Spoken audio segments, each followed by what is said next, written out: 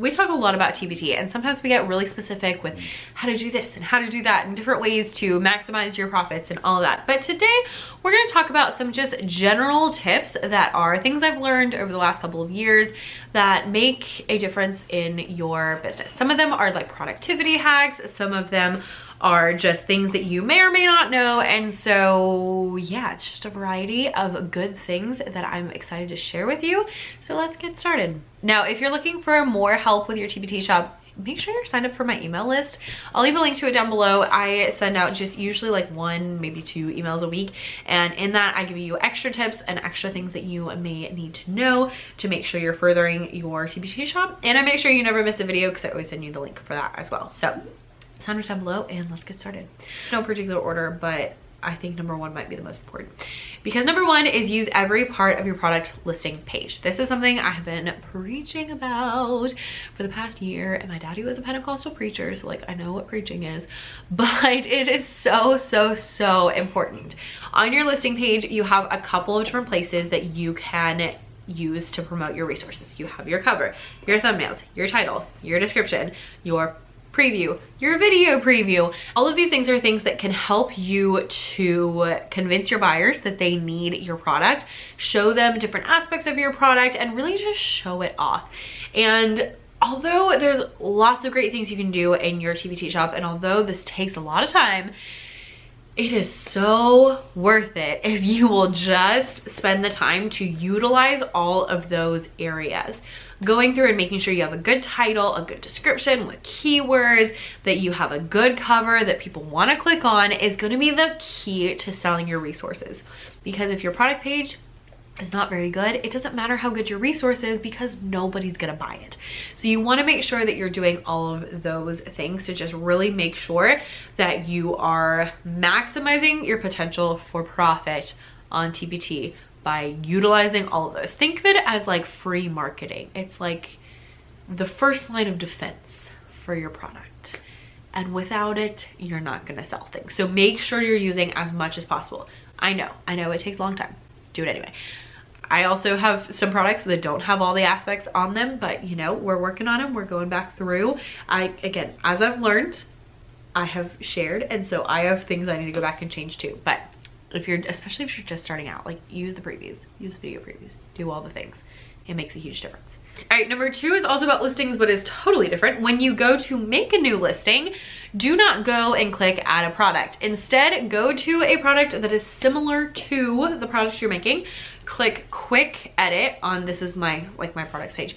Click quick edit and then click create a similar product. When you do this, it'll open up a page with a product listing that has some stuff already in it. So it'll already have a description, and it'll already have the tags that you used on the other one, like all the grade level tags, and it'll have like all of those things in there, and it makes creating a new listing so much faster, because then all you gotta do is like change the title, change some stuff in the description. But I don't know about you, but I leave some of the stuff in the description. It's kind of similar. And then add my products, add my previews, like those kind of things. But it already has like all the grade levels selected and all the custom categories selected and all of those things. So it just saves you a little bit of time while you're going through. If you want to be super on top of things, you could also create a like template listing. Just go create a listing with like all the things that you would like in a template. So things that you're gonna, you know, use in every product. So like the part of the description that needs to stay the same in every product, the grade levels you use the most and tag the most, the custom categories you use the most, those kind of things. And then just click the box at the bottom that says like uncheck, that you could uncheck, that says like make my product active.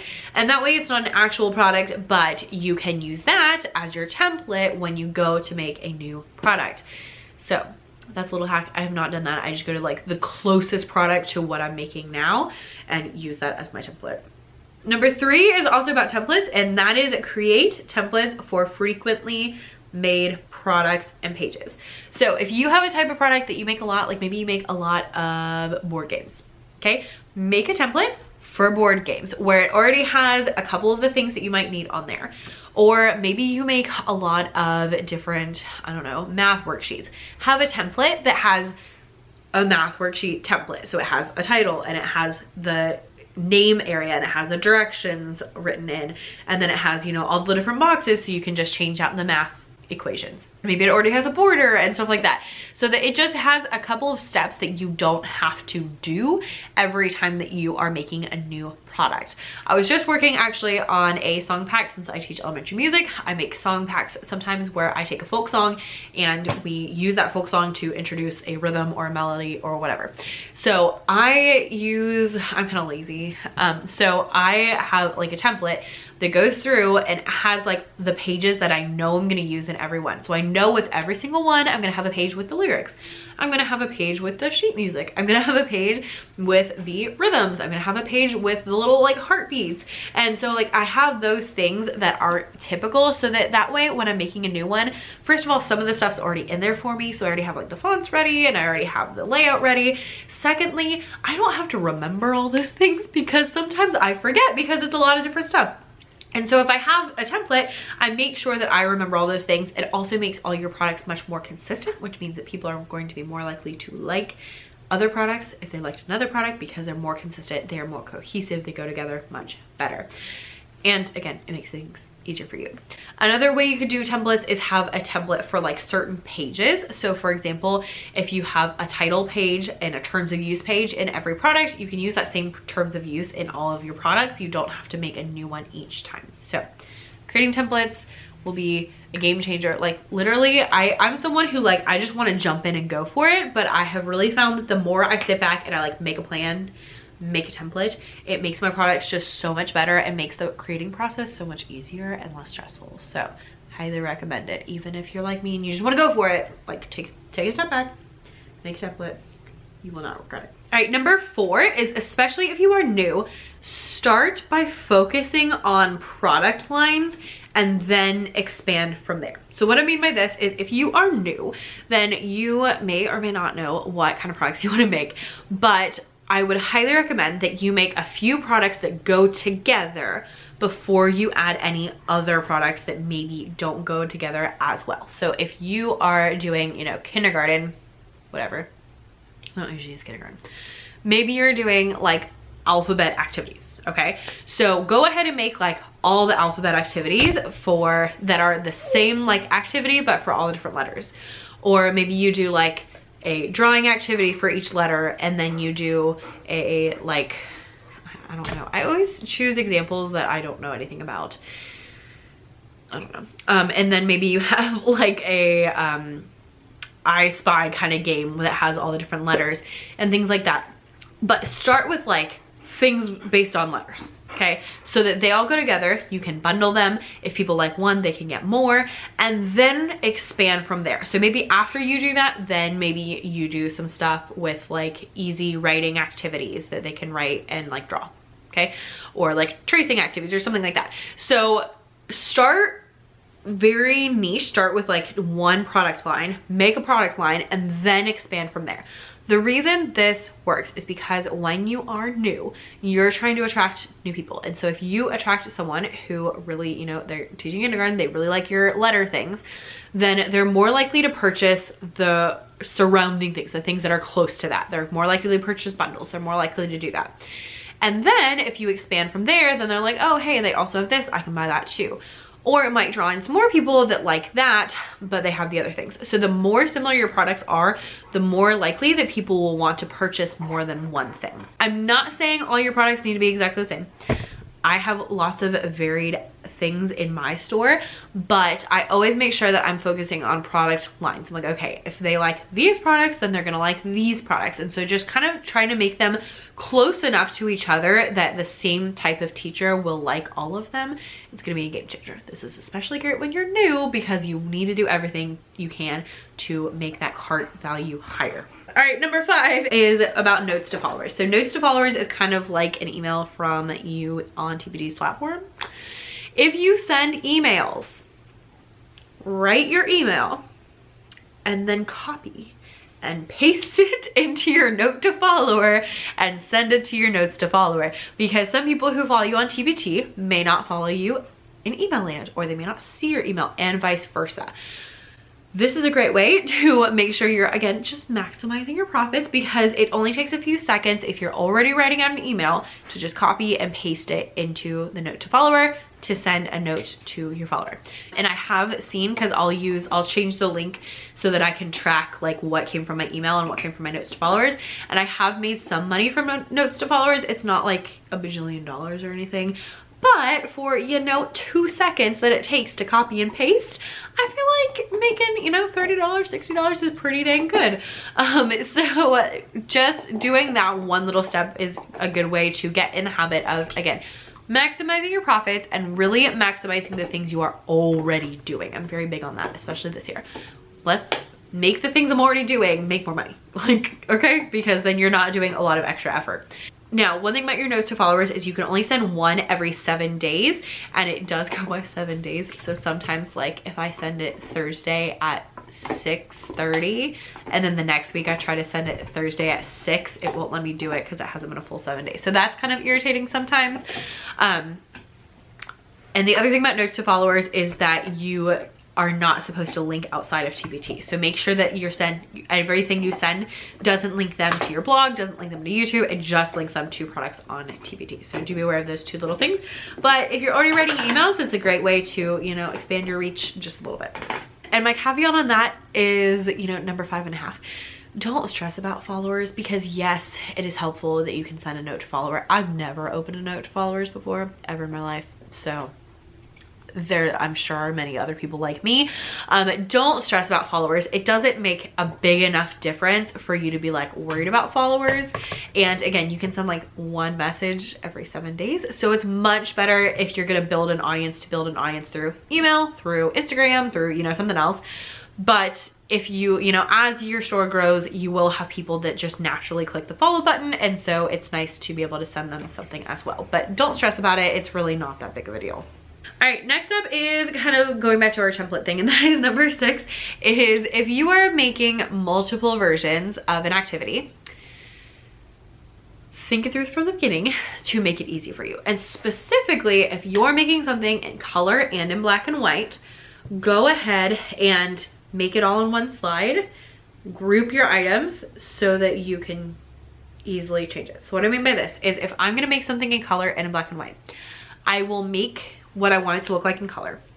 I will duplicate all of the things and replace them with the black and white version. So if I have a clip art of a dog, I duplicate that dog and then I replace it with the black and white version. I line it up right over top, and I do that with all the things. And then I group all my black and white stuff and I send it to the back, so it's underneath the colored things.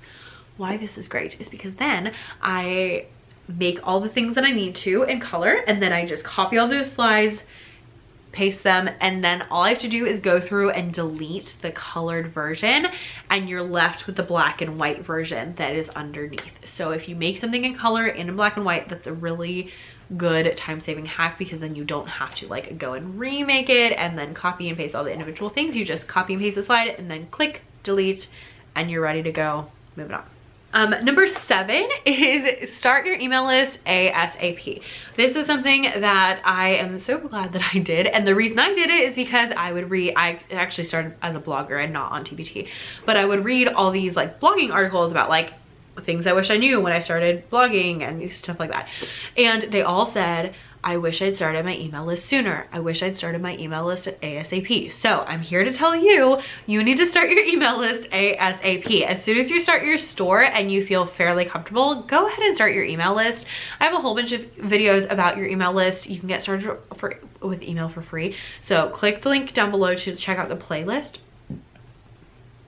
that will have like pretty much anything you need to know, and it'll go through and it'll show you like how to do that. But the sooner you start but the reason this is important is because getting emails takes time. Gathering people's emails takes a lot of time. So the sooner you start, the more emails you will eventually get, because you are starting earlier, so you have more chances to get people's emails. So versus if you wait 3 years and then start getting emails, you missed out on that 3 years worth of emails, right? We don't want to do that. So start your email list as soon as you feel comfortable with, especially because again, you're not going to get a lot of people right off the bat, which means that you don't even need to stress about like writing emails right off the bat. You really just need to make it, have that link so that you can send it to people, so you can put it in your Instagram link, so you can put it in your products, so you can do all those things so that people can sign up for it. Because it takes time. It takes a long time.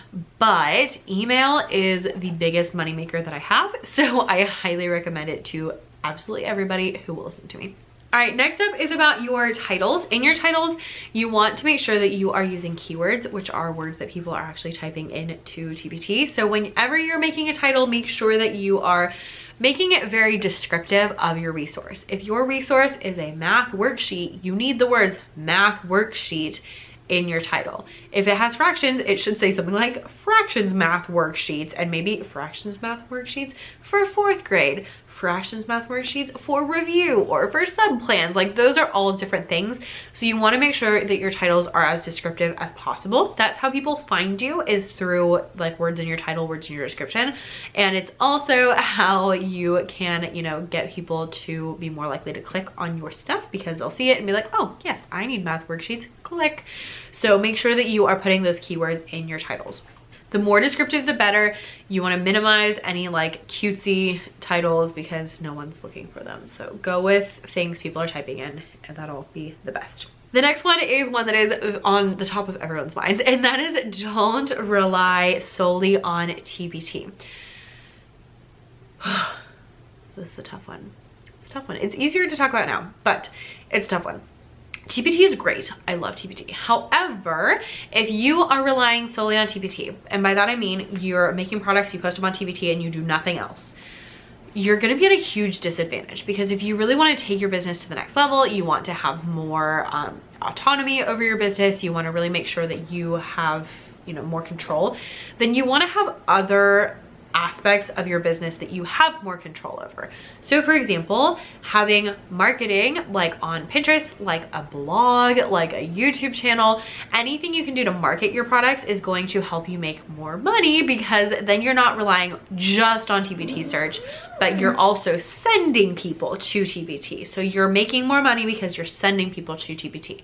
It also gives you more autonomy, because if you want to, you know, make a course later on, or you want to sell on your own website later on, you have other avenues to talk to people than just on TPT. Because again, a note to follower once every 7 days and you can't link to anything outside of TPT is kind of difficult. So you want to make sure you're not relying solely on TPT.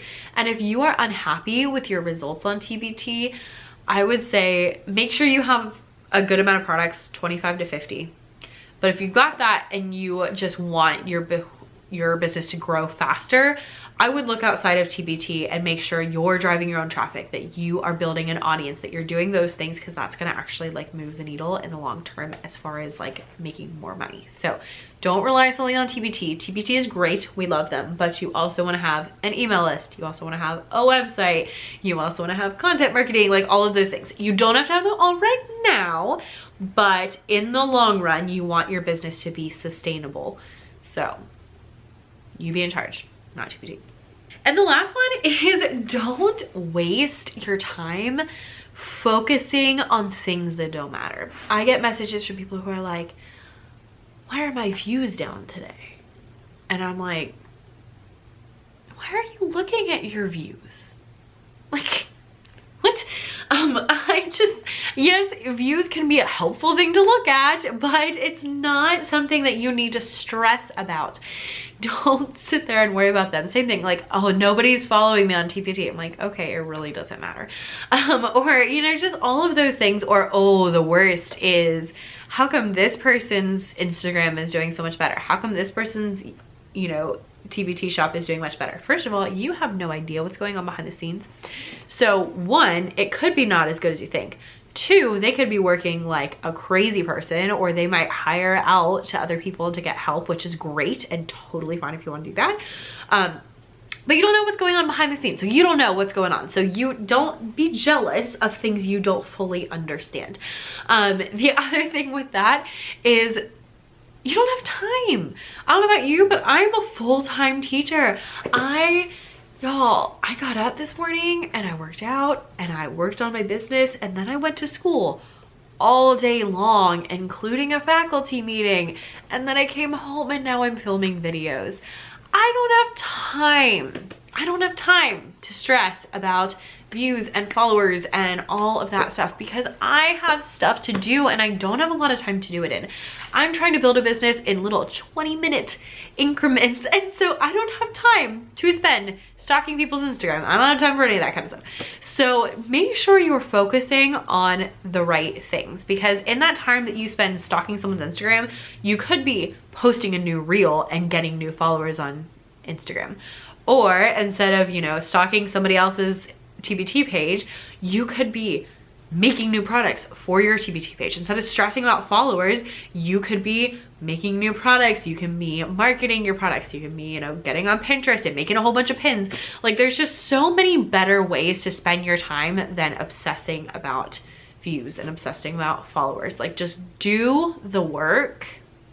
Yes, look at the data. I'm all for looking at the data. Yes, do research, but spend your time doing the work that's gonna move your business forward and not stressing about things that aren't a big deal and also that you can't control, because, you know, it doesn't matter how long you stare at the dashboard.